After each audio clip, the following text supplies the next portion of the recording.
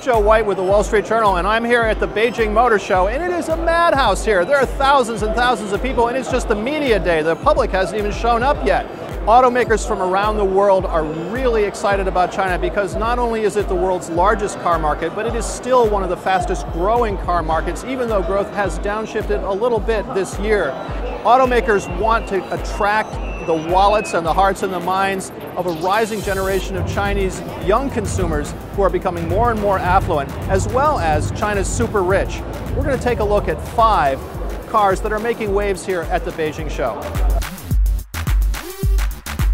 This is the Mercedes Concept Coupe SUV. Now you would think coupe and SUV don't go together, but in the Chinese market they do. This one in particular is aimed at a wealthy but young consumer. Some of the technology in this vehicle, a 9-speed transmission and what Mercedes calls active curve control, which is basically a system that helps you navigate the turns. Now when you would do that in Beijing's traffic, who knows?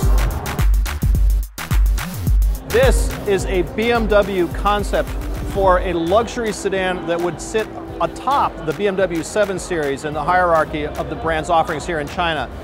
This vehicle has carbon fiber and aluminum and a really elaborate interior. 2 back seats, very plush, because in China, of course, the back seat is where it all happens. It's where the owner of the car usually rides. This is just one example of a number of super luxury sedans that you're seeing aimed particularly at the Chinese market. This is the Haval, or Great Wall, H2 SUV. It's a sport utility vehicle aimed at a younger Chinese consumer. This is a really hot segment of the Chinese market.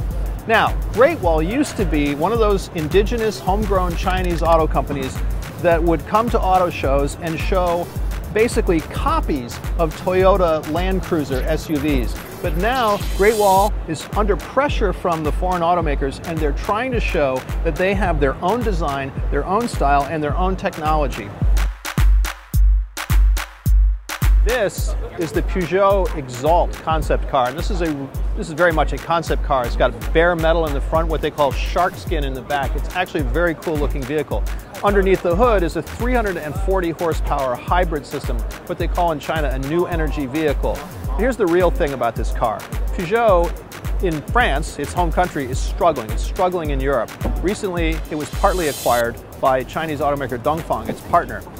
If Peugeot as a brand has a future, it may well be in China. This is the Ford Escort. Now, those of you from Europe or the United States are saying, wait a minute, the Ford Escort, that's an old Ford name. What's it doing back on the market? It's back on the market in China. This is Ford's answer to lower priced, indigenous, homegrown Chinese cars. They want to get more of that market for themselves, and this is the car that's going to do it. It's a low-cost sedan aimed at middle-class or rising middle-class Chinese consumers. By the way, on the front of the car, there's a license plate with Chinese characters, which sounds more like Ford Furious, which is actually a more aggressive and possibly a better name than Escort. This is a car that Ford wants to use to gain even more market share after more than doubling its share here over the last couple of years. For the Wall Street Journal, at the Beijing Motor Show, I'm Joe White.